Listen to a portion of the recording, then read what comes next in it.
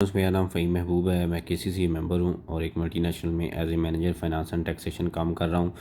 तो बजट के ऊपर जो कुछ चेंजिंग्स आई थी उसके ऊपर हमने एक दो लेक्चर्स ऑलरेडी स्टडी कर लिए हैं। तो आज का जो हमारा टॉपिक है, जो एफएमसीजी की जो प्रोडक्ट्स हैं और जो जो उनका जो स्कोप है वो बढ़ा दिया गया है, तो उसके ऊपर हमारी डिस्कशन होगी। काफ़ी स्टूडेंट्स ने ये डिस्कस किया है, काफ़ी लोगों ने ये क्वेश्चन किए, मैसेज आए, कुछ लोगों की कॉल्स भी आई, कुछ लोगों का व्हाट्सएप भी आया कि इस चीज़ पे क्लैरिटी दे दें। तो इसलिए आज का जो हमारा टॉपिक होगा वो होगा कि एफएमसीजी की जो प्रोडक्ट्स हैं जिनका रिड्यूस रेट आया, मिनिमम 0.25% आया है, उसकी क्या फर्दर ट्रीटमेंट्स है। तो सबसे पहले एक चीज़ हम क्लियर कर लें कि जो सेक्शन 153 है,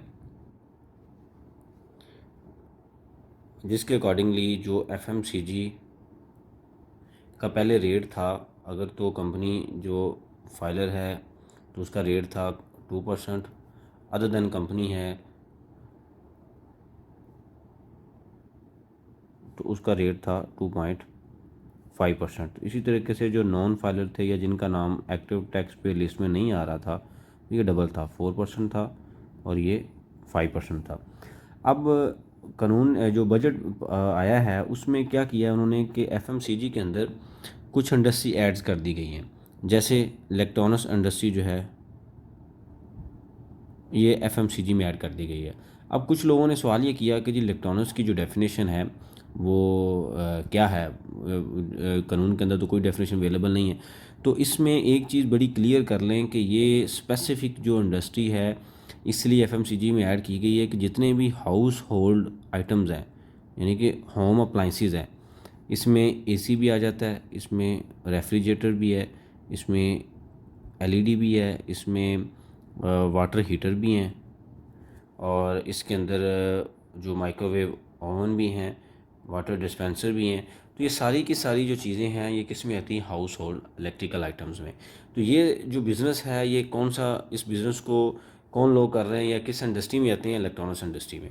तो इस वजह से ये जो वर्ड यूज़ किया गया है कि इलेक्ट्रॉनिक्स इंडस्ट्रीज में ऐड कर दी गई है। तो एक चीज़ बड़ी क्लियर है कि इलेक्ट्रॉनिक्स इंडस्ट्री और जो एफएमसीजी के अलावा सीमेंट्स हैं और भी इसमें काफ़ी जो दूसरी 3-4 इंडस्ट्रीज़ हैं, अगर कोई रिटेलर, डिस्ट्रीब्यूटर, होलसेलर सेल करता है तो उसका टैक्स कितना होगा? 0.25%। मतलब कि 0.25% उसका जो टैक्स है विदहेल्ड किया जाएगा। इसको हम ऐसे एग्जांपल के साथ समझते हैं। फॉर एग्जांपल, जस्ट अगर हम इसी चीज़ को बेस बनाएं तो मैं दोबारा इस चीज़ को हम रिपीट कर लेते हैं कि अगर लेट्स से एक 1 सेकंड, इस एग्जांपल को हम इस तरीके से स्टडी करते हैं। फॉर एग्जांपल, एक कंपनी है या एक डिस्ट्रीब्यूटर है या एक आप कह लें होलसेलर है या सब डिस्ट्रीब्यूटर है। अब ये जो सब सेल करेगा, इसने लेट्स से इलेक्ट्रॉनिक्स की कोई भी बिज़नेस कर रहा है और इसने सेल किया कस्टमर को, मिस्टर ए को। तो फॉर एग्जांपल जब इनवाइस की तो ये कितनी थी? 1 लाख की इनवाइस। अब इससे पहले एक चीज़ क्लियर कर लें कि ये लास्ट ईयर 2 साल पहले जो फाइनेंस एक्ट आया था उसमें जो इलेक्ट्रॉनिक्स इंडस्ट्री थी उसको एमआरपी के अंदर ट्रांसफ़र कर दिया गया था। अब उसकी वजह से जो टैक्स पेयर हैं रजिस्टर्ड ज़्यादा लोग होने शुरू हो गए, क्योंकि एमआरपी मैक्सिमम रिटेल प्राइस आ गई, प्रिंटेड प्राइस में आ गया। तो जब टैक्स नेट को बढ़ाने के लिए, चूँकि टैक्स नेट ऑलरेडी बढ़ चुका है, तो उसको कैच करने के लिए अब इन्होंने क्या किया? मज़ीद जो रेट है 0.25% रिड्यूस कर दिया है। अब आप देखें कि 1-2 साल ये रेट लगेगा, उसके बाद दोबारा रेट इंक्रीज़ कर दिया जाएगा। तो ये गवर्नमेंट की डिफरेंट तरीके से टेक्निक्स हैं जो यूज़ करके टैक्स पेयर को कैच किया जाता है। अच्छी बात भी है कि जो टैक्स नेट में लोग ज़्यादा आएंगे। अब इससे फ़ायदा क्या हुआ कि जो लोग पहले मिनिमम टैक्स दे रहे थे 1.5%, अब उन सब के लिए टैक्स क्या हो गया? 0.25। तो उनके लिए तो फ़ायदा हो गया। जो टैक्स पेयर थे उनके लिए फ़ायदा हुआ, चूँकि नंबर ऑफ़ जो टैक्स पेयर इंक्रीज़ हो गए हैं। तो इस वजह से जो एग्जिस्टिंग टैक्स पेयर थे उनको भी फ़ायदा हो गया।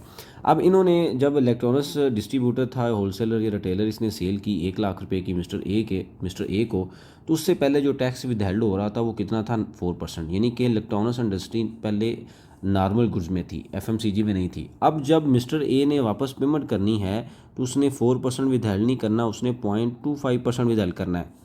इसका मतलब ये हुआ कि स्ट्रेट अवे ये जो 3.75% है ये रिडक्शन आ गई है स्ट्रेट अवे।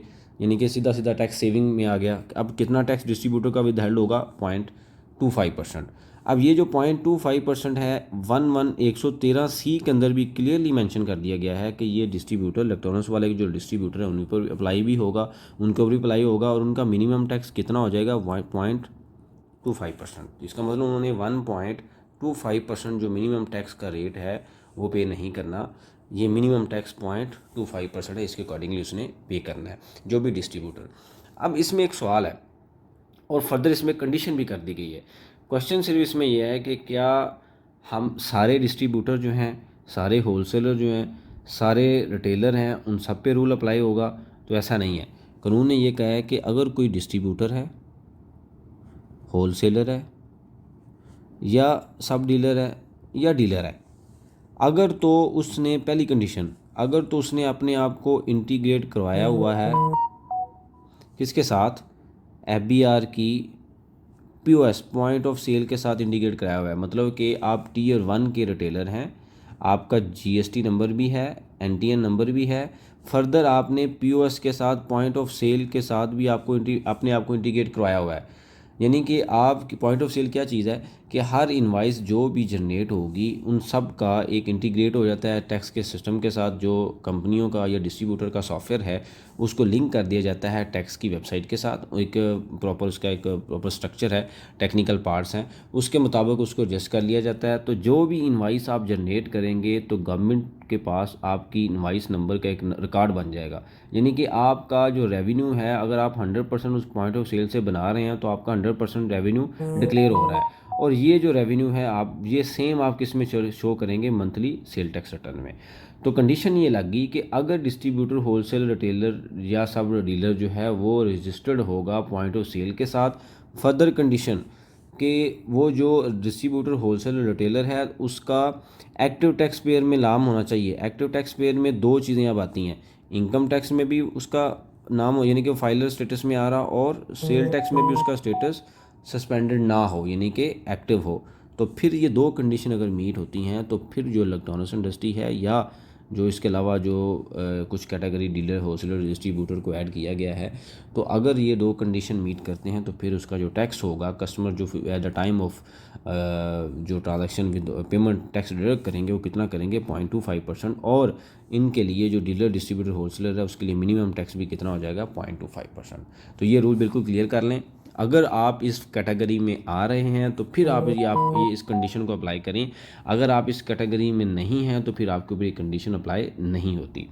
अब फर्दर जो इसमें क्लैरिटी है वो क्या क्लैरिटी है कि जी जो FMCG की एग्जिस्टिंग प्रोडक्ट्स हैं उसके ऊपर जो रेट्स है वो वही है। तो बिल्कुल ऐसे ही है, ये भी किसी ने क्वेश्चन किया था, तो उसके ऊपर जो रेट है वो भी रेट वही अप्लाई कर दिया गया है जो 0.25%।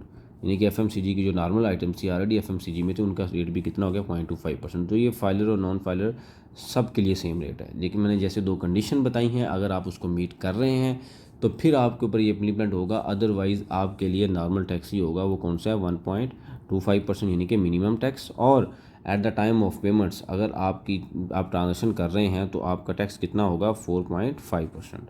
तो ये बेसिकली अब इसमें कंक्लूजन की तरफ से आते हैं कि भाई ये रेट क्यों कम किया गया? सिर्फ रेट इसलिए कम किया गया है कि आप अपने आप को रजिस्टर्ड करवाएं किसके साथ? POS के साथ। आप अपने आप को रजिस्टर्ड करवाएं किसके साथ? सेल टैक्स नंबर लें आप, यानी कि NTN तो काफ़ी लोगों का लेकिन सेल टैक्स नंबर नहीं है। तो दो कंडीशन है, POS भी आपका हो, सेल टैक्स नंबर भी हो, तो फिर आपके लिए रिड्यूस रेट है। अदरवाइज़ आपके लिए 4.5% भी है। और अगर आपका जो सेल जिसके ऊपर टैक्स विदड्रॉल नहीं हो रहा उसके ऊपर आप 1.5 यानी कि टर्नओवर टैक्स भी देंगे अगर आपका रेवेन्यू 100 मिलियन या इसके ऊपर है। लेकिन अगर आपकी ये दो कंडीशन मीट हो रही हैं तो फिर आपने कितना टैक्स देना है? 0.25%। इवन आपका 100 मिलियन है या इसके ऊपर जो टर्नओवर है तो आपने कितना टैक्स देना है? 0.25%। तो ये आप बिल्कुल क्लियर कर लें चीज़ें। इन चीज़ों को आप देख लें। अगर आप इस कैटेगरी में हैं तो फिर आपके ऊपर ये कंडीशन अप्लाई होगी, अदरवाइज़ आपके ऊपर कंडीशन अप्लाई नहीं होगी। चैनल को लाइक करें, सब्सक्राइब करें, अगर शेयर भी करें। कोई क्वेश्चन है तो कमेंट्स बॉक्स में लाजमी मेंशन करें। मैं टाइम निकाल के कोशिश करता हूँ कि सबको रिप्लाई करूँ। अगर आपने प्रॉपर क्लासेस लेनी है तो मुझे इस नंबर पे जो मेंशन है वहाँ पे व्हाट्सएप कर सकते हैं। Thank you very much.